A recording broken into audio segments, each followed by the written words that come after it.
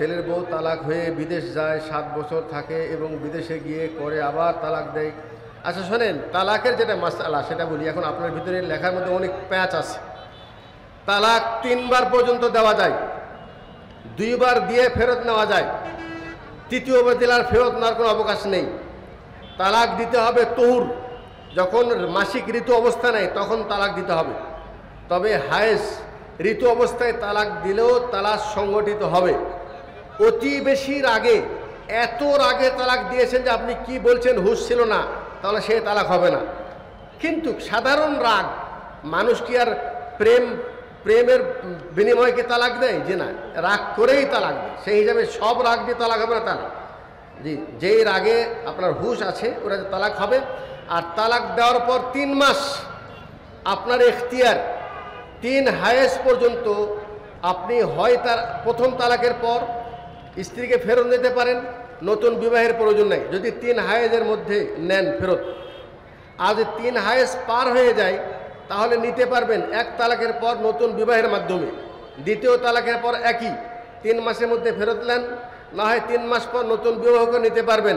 কিন্তু 3য়বার তালাক দিলে তখন নেওয়ার আর কোনো সুযোগ নেই। 3য়বার তালাক দিলে ইদ্দাত পার হওয়ার পর ওই নারী অন্য একটা ছেলের সাথে আপোষে বিয়ে করবে।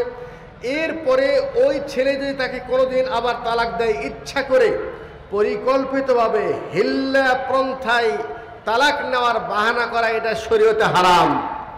অতএব এটা নয়, এটা যেরকম হারাম সে ঠিক সেরকমই 3 তালাকের এই সুযোগটাকে এক বৈঠকে 1 তালাককে 3 তালাক বলে এটাকে চালিয়ে দেওয়া এবং তারপরে হিল্লা দিয়ে তাকে হালাল করা, এই সবগুলি শরীয়ত পরিপন্থী কাজ। অতএব তালাক দেওয়ার পূর্বে তালাকের বিধানটা কোনো আলেমের কাছে ভালো করে বুঝে তারপরে তালাক দেবেন। তালাক যদি হয়ে থাকে নিজে ইচ্ছায় ফেরত নেবেন না, ওই বিষয়টা আলেমদের কাছে ফতোয়া বোর্ডে ফতোয়া জিজ্ঞাসা করে তারপরে সেটাকে মানে অবস্থা গ্রহণ করবেন। অন্যথায় আপনি জিনায় হয়তো বা পরিণত হয়ে যাবে, আপনি বুঝবেন না কিছু।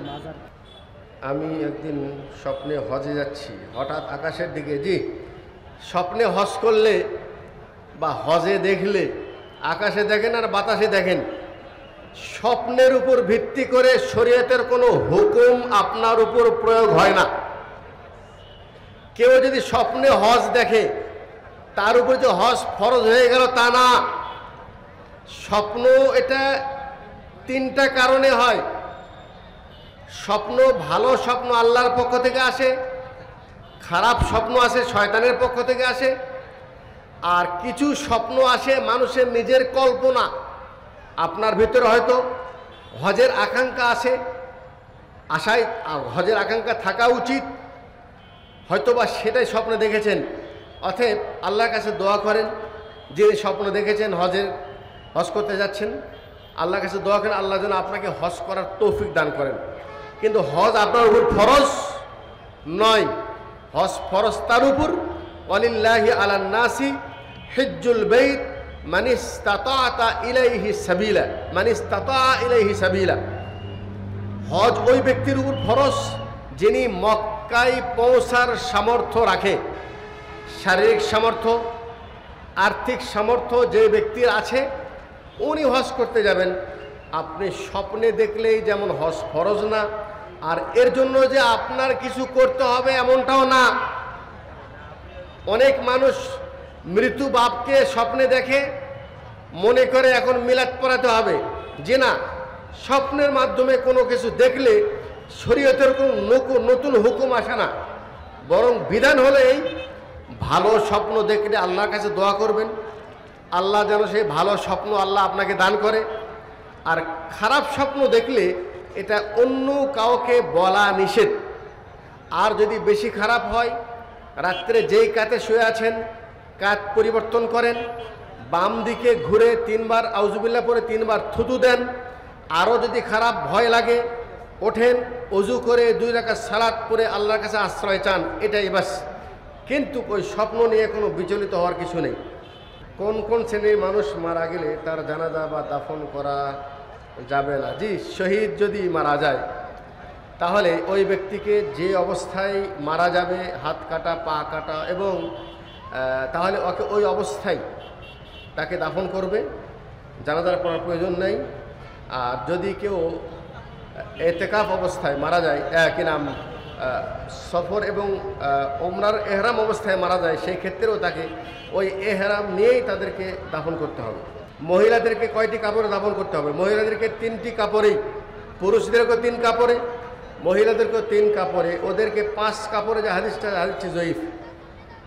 পশ্চিম দিকে উঠলে আর কোনো তওবা কবুল হবে না, কিন্তু সেই সময় যে সকল শিশু জন্মগ্রহণ করবে। জি, এত জটিল প্রশ্ন যার দরকার কি ভাই?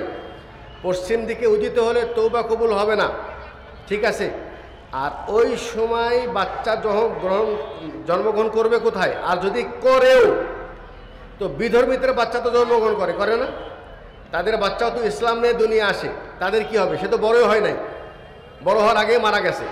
এই ছোট বাচ্চাদেরকে কিয়ামতের দিন আল্লাহ পরীক্ষা করবেন যে এরা যদি বড় হতো তাহলে আল্লাহ আনুগত্য করত নাকি কুফর শিরিক করত।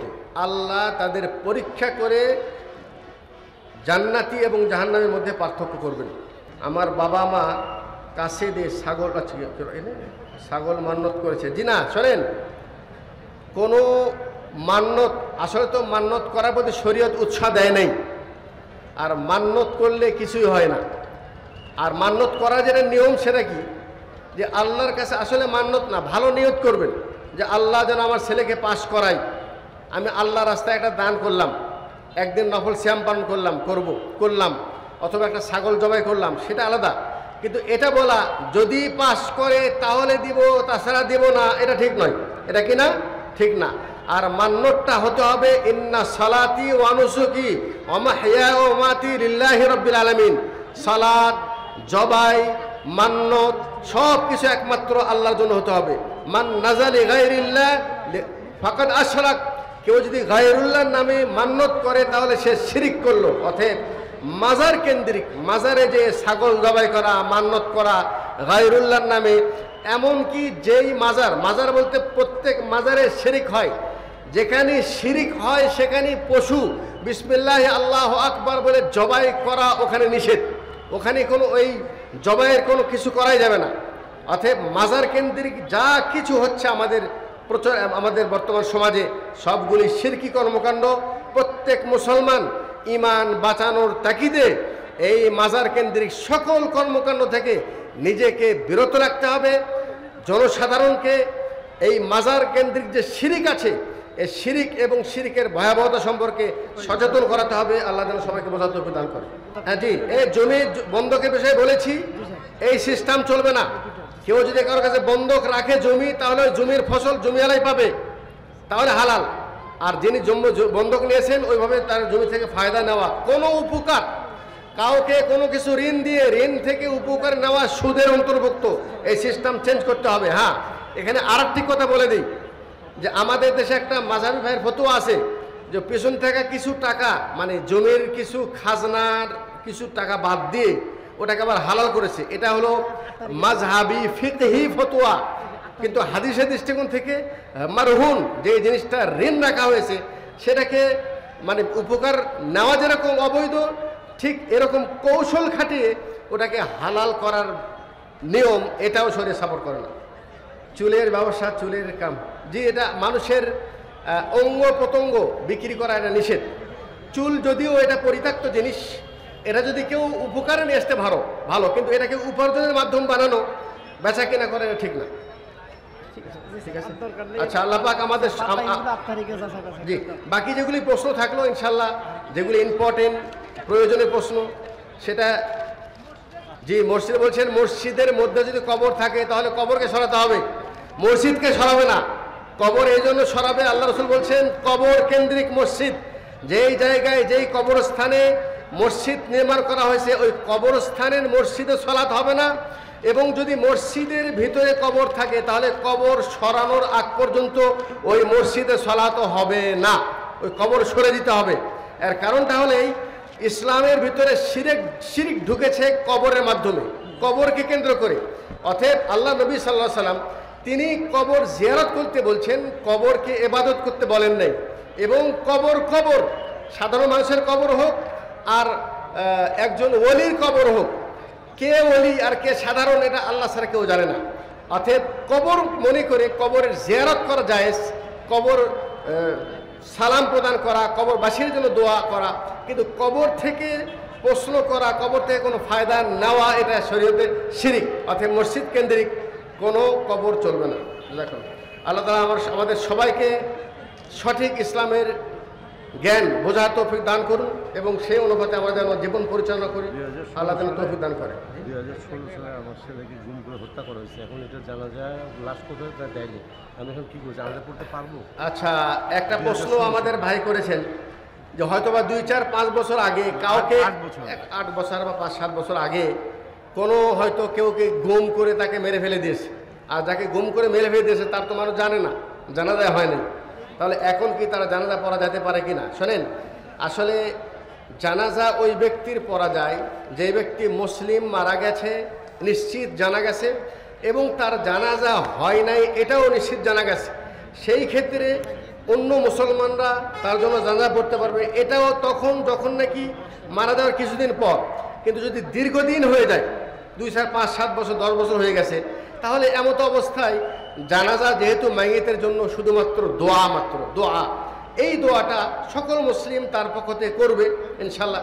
যেহেতু মুসলমানরা জানতেই পেরেছিল না, তার উপর যে ফরজে কেফায়া ছিল এটা ফরজ হয় নাই, এরপরে জেনেছে। আমার মনে হয় এতদিন পর জানার পর এটা করার বিষয়ে কোনো শরীয়তের কোনো নীতিমালা এরকম পর্যায়ে কিন্তু আমার জানা নাই। এটা আমি এখন পর্যন্ত এটা বিষয়টা প্রশ্ন আসে নাই। আমি যতটুকু আমি আমার জ্ঞান থেকে বলছি যে এটা এই জানাজা পড়ার প্রয়োজন নেই।